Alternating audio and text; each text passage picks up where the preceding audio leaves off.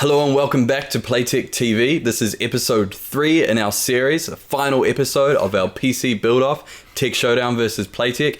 If you missed the first couple episodes so far, actually start over on Tech Showdown. So we'll leave a link in the description to head back over there and check those out before we get started.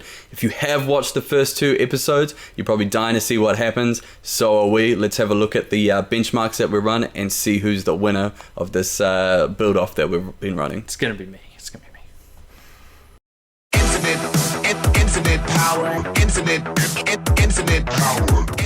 So we just got told what our benchmarks are going to be, and it's going to be 2 synthetics and a game. So for our synthetics, we have to do 3D Mark Firestrike. That's at 720p because our builds are kind of entry level, so it wouldn't be fair doing them at 1080p. So that's good. You know, synthetic benchmark tests out the CPU and the GPU, so that'll be quite good, give us good results. The next is the Heaven benchmark. That's at 1080p at Ultra, but with all the filters off, so that'll also give us a good idea of the graphics quality of the rigs. And then our last one, the game, is going to be Rainbow Six Siege, so that's also at 1080p without the filters on. And then after that, we'll be able to tally up our average frames per second and tally up the overall costs of our rigs, and then we'll be able to get our performance per dollar. Alright Greg, so you're running the Rainbow Six Siege benchmark now. You just completed the other 2. What are you thinking so far? Well, I've run Firestrike and Heaven so far, and I didn't do as well as I'd hoped. I mean, granted, we were running them at some pretty high settings, so I kind of feel like they would slam most PCs we put them through, but I was kind of hoping for a little bit higher scores on there. Nevertheless, I think I did okay there. So far on this bench, I'm doing exactly how I wanted to at 1080p, so that kind of gives me hope, because not many games are really going to slam a machine as hard as a synthetic benchmark is going to do. So, you know, running an actual game benchmark, that gives me a lot more hope, you know. Yes, perfect. This is exactly what I was hoping for here. Average frames of sort of in the high 50s, around 60 sort of thing. So that makes me really happy. Sweet, let's get in my rig and see how it does. Cool. So how you going so far? So just running this Heaven benchmark, and yeah, it's not looking... Looks pretty sketchy. Yeah, it's not looking too good so far, but you know, it's kind of what I came to expect when I did this APU build. I mean, you guys know I've reviewed so many things by now. I've done so many GPUs and so many CPUs and everything, so I could have gone with something I've tested before. You know, I've never tested the APUs, but I want to do something different. If you know, this wasn't super serious. We were just having a bit of a laugh, and I just wanted to try something new. So the APU build has been quite interesting. Definitely not the performance I was expecting out of it, but it's not that bad when you consider the actual price. I mean, this is a $189 little APU, and it goes along quite nicely, but for this kind of more medium to heavy gaming, it's a bit overstretched, so I'm not too filled with confidence. I think they're more designed for light gaming, but yeah, we'll just have to see, and it'll be interesting in the end with the price difference between mine and Greg's build to actually see who comes out on top, because even though the performance is less, it was still a decent amount cheaper than Greg's build, so that's what will make all the difference in the end when we calculate it by performance per dollar.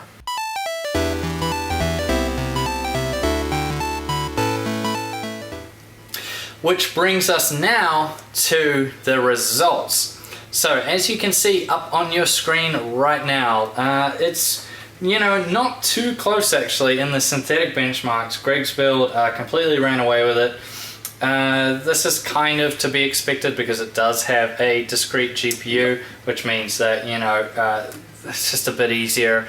This, instead of having CPU and GPU both doing stuff at the same time. Yeah, they're doing separate things, so it just is a bit better there. However, what's most interesting, I thought, was the game benchmark. So Rainbow Six Siege, it actually got quite close together there. Not as big of a difference, you know, as you might have thought. Only 23 frames difference there. So I thought the APU actually did quite good there, and that's still over 30 frames a second. That was at 1080p. Better than a console. Yeah, and that was on Ultra with no filters. So yeah, definitely better than a console. And the APU still definitely did a really solid job there. So Greg, how did it do overall in terms of the statistics? The APU put up a good fight, and like Kevin said, it still is like a step above what you generally expect from a console or something like that. So definitely validates its expense being a PC.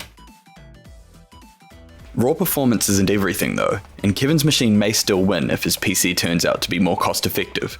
In order to find out though, we'll have to do some basic maths. The first step is to combine the FPS scores from our benchmarks to get a total FPS.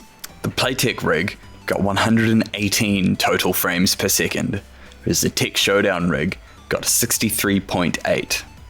The second step is to divide our total FPS by the number of tests that we ran. This will give us an average FPS. The Playtech rig got 39.3 average frames per second. The Tech Showdown rig got 21.2 average frames per second. The final step is to divide our total cost by our average FPS in order to give us our cost per frame. The whole point of this competition is to see which machine can get the lowest cost per frame while providing the most satisfactory experience to the end user. The Playtech machine came in at $23.40 per frame, and the Tech Showdown machine cost us $34 per frame. Although it was a cheaper system, it means you're getting a lot less performance for your money.